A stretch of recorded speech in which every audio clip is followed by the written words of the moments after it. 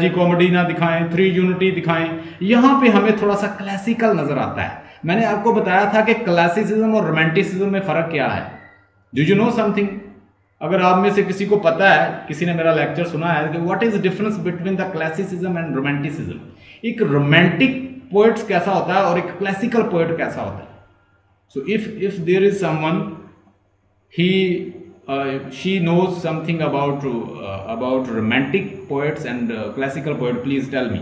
मुझे बताएं, नहीं तो फिर मैं आपको खुद बताता ये पॉइंट। बड़ी लंबी असाइनमेंट है, उसमें मैं कुछ आपको कुछ चीज़ें पिछली हैं मैं आपको साथ साथ पढ़ाता जाऊंगा और गाइड करता जाऊंगा।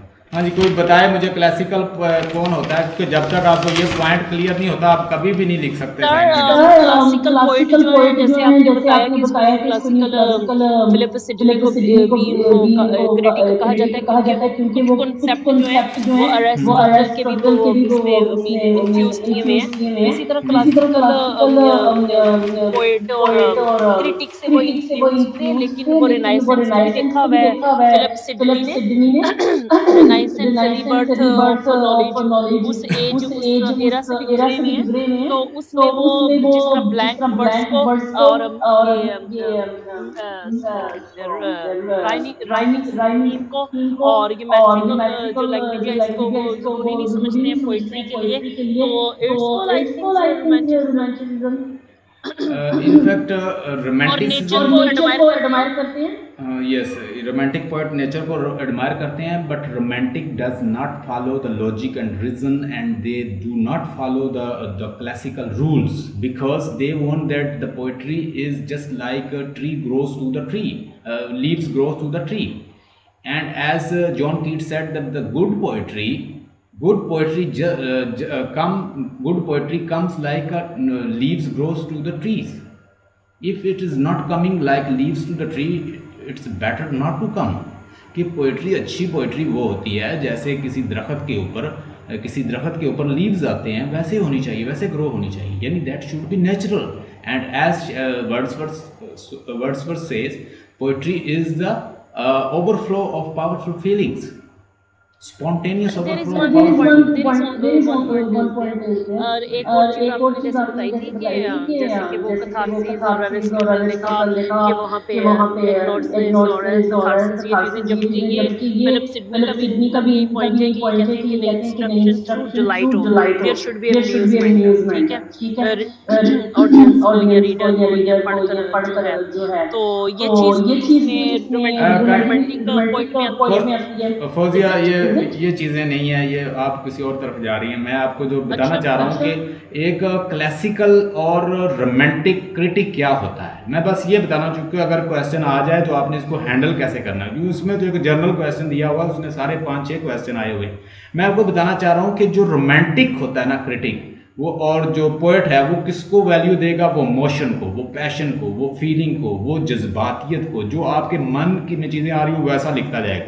वर्ड्सवर्थ को अगर यानी वो कुकू आ गया सामने तो कुकू पे लिख रहा है, रिवर आ गया, डैफोडिल आ गया, तो जहाँ जहाँ उसकी इमेजिनेशन, वो इमेजिनेटिव पोएट होते हैं। वो किसके होते हैं? वो मोशंस, पैशंस और फीलिंग्स, इनको फॉलो करके लिखते हैं। Talk about the Alexander pope, he is a classical poet and he was a classical critic as well। and how is Johnson's, Alexander Pope, and like these poets, they were the classical in nature, they follow rules and norms of the poetry।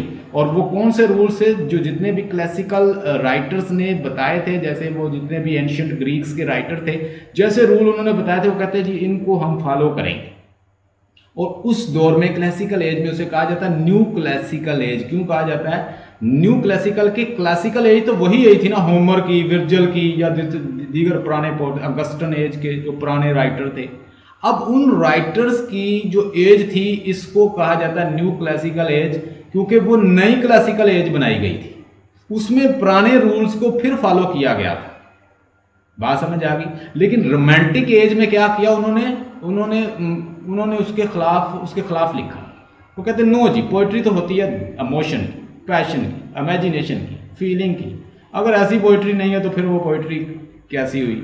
अब देखिए, romantic और तरह के poet हैं, classical और है। Classical हमेशा rule को, हाँ जी sir, new classical age romantic के बाद क्या है इसका मतलब है? क्योंकि उसने Yeah. रोमांटिक में रूल्स जो है वो ऐसे रूल्स जो है वो उन्होंने तोड़ना शुरू कर दिए थे, इसीलिए फिर उन्हें दोबारा रीबर्थ किया गया था। Am I right? Exactly. जब उन्होंने they rose the the banner of revolt against the romantic classical poets because they were making them to follow rules and regulation, and they were following and making poetry very you could say restricted one. They were just confining it, तो उसको confined कर रहे थे, restricted कर रहे थे। जैसे आप देखें, अब क्लासिकल पोइट की एग्जांपल देता हूँ, कहता है charm strike the sight to merit win the soul. Clarissa की स्पीच है, अलेक्जेंडर पोप को हमने पढ़ा था कि वो हीरो कॉपलेट में लिखता है, यानी आप उसकी जितनी भी पोइट्री उठा लेंगे वो सारी हीरो कॉपलेट में।